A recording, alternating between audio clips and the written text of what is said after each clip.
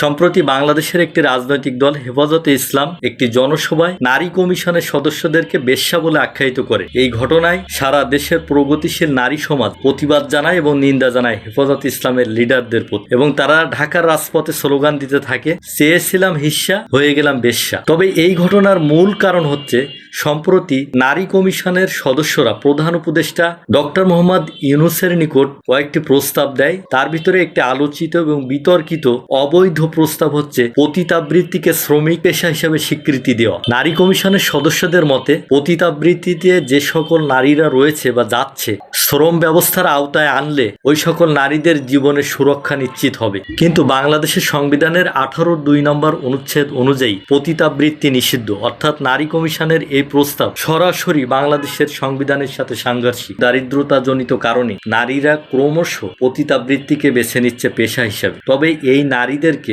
স্বাভাবিক জীবনে ফিরিয়ে আনা এবং পুনর্বাসন করার উদ্যোগ না নিয়ে নারী কমিশন তাদেরকে ওই অভিশপ্ত জীবনের দিকে ঠেলে দিতে চাচ্ছে এবং এটাকে আইনগত বৈধতা দিতে চাচ্ছে, যেটা কোনো সুস্থ স্বাভাবিক মানুষের পক্ষে মেনে নেওয়া সম্ভব নয়। নারী কমিশন মূলত পশ্চিমা দেশগুলোর কিছু এনজিও দ্বারা প্রভাবিত হয়েছে এবং তাদের থেকে টাকা খেয়ে তাদের মতবাদ বাংলাদেশে প্রতিষ্ঠা করতে চাচ্ছে, যেটা বাংলাদেশের সামাজিক সিস্টেমের বিরোধী এবং বাংলাদেশের নারী সমাজের প্রকৃত চাহিদা ও জীবন সংগ্রামের সম্পূর্ণ বিপরীত। তাই নারী কমিশনের এই প্রস্তাব কোনোভাবেই মেনে নিতে চাচ্ছে না বাংলাদেশের জনগণ। অথচ এই নারী কমিশন প্রধান উপদেষ্টা বরাবর প্রস্তাব করতে পারত যে নারী পাচার বন্ধ করতে হবে, দারিদ্রতা কিভাবে মোকাবিলা করা যায় এবং নারীকে সমাজে প্রতিষ্ঠা করা যায় সেই ব্যাপারে ভূমিকা রাখতে হবে এবং যৌন নিপীড়নে সরকারের ভূমিকা রাখতে হবে। পতিতাদের সামাজিক জীবনে ফিরিয়ে আনতে হবে এবং সামাজিকভাবে পুনর্বাসন করতে হবে, স্বাভাবিক জীবনে ফিরিয়ে আনতে হবে এবং দক্ষতা উন্নয়নে অন্তর্বর্তী সরকার ভূমিকা রাখতে পারে।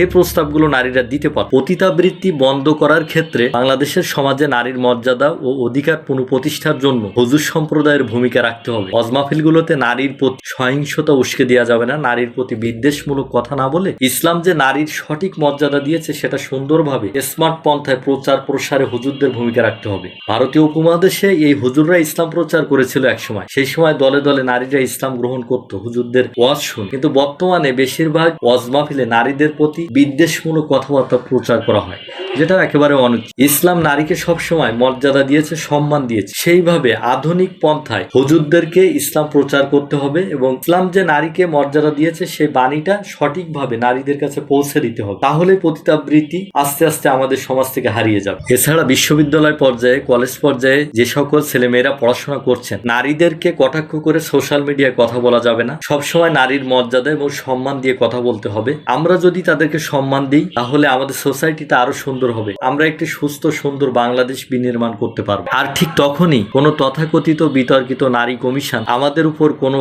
পশ্চিমা মতবাদ চাপিয়ে দিতে পারবে না। যে নারী কমিশনের মহিলারা ঢাকার রাজপথে অর্ধ উলঙ্গ হয়ে আন্দোলন করে, চেঁচামেচি করে, তাদের শরীর থেকে গন্ধ বের হয়, তারা প্রতিনিয়ত ঢাকায় আন্দোলনের নামে অশ্লীলতা প্রচার করে এবং বডি শো করে, আমরা এর তীব্র নিন্দা জানাই। প্রিয় দর্শক, আপনারাও কি মনে করেন যে এই বিতর্কিত তথাকথিত নারী কমিশন অবিলম্বে বিলুপ্তি ঘোষণা করতে হবে এবং এদের তথাকথিত প্রস্তাবগুলো নাকচ করতে হবে এবং অন্তর্বর্তী সরকার যদি এই প্রস্তাবগুলো নাকচ না করে তাহলে তীব্র আন্দোলন গড়ে তোলা হবে অন্তর্বর্তী সরকারের বিরুদ্ধে। ইসলাম নারীকে যে সম্মান দিয়েছে, মর্যাদা দিয়েছে, পৃথিবীর বিভিন্ন ধর্ম নারীকে যে সম্মানটা দিয়েছে সেই ব্যাপারে আমাদের কথা বলতে হবে এবং আমাদের সমাজে ধর্মভিত্তিক যে মর্যাদা, যে সোশ্যাল জাস্টিস, সেটা নিশ্চিত করতে হবে। তাহলে নারী এগিয়ে যাবে, নারী সকল ক্ষেত্রে অবদান রাখতে পারবে, শিক্ষা, সংস্কৃতি, সকল পর্যায়ে নারীর অংশগ্রহণ থাকবে, তবে সেটা শালীনতার সাথে, তবে সেটা সোশ্যাল সিস্টেমকে সামনে রেখে। প্রিয় দর্শক, আপনাদের সুচিন্তিত মতামত কমেন্ট বক্সে জানান আর এই ধরনের সমসাময়িক কন্টেন্ট বা ভিডিও দেখতে আমাদের চ্যানেলটি সাবস্ক্রাইব করে রাখুন। সকলকে ধন্যবাদ, শুভরাত, ভালো থাকবেন।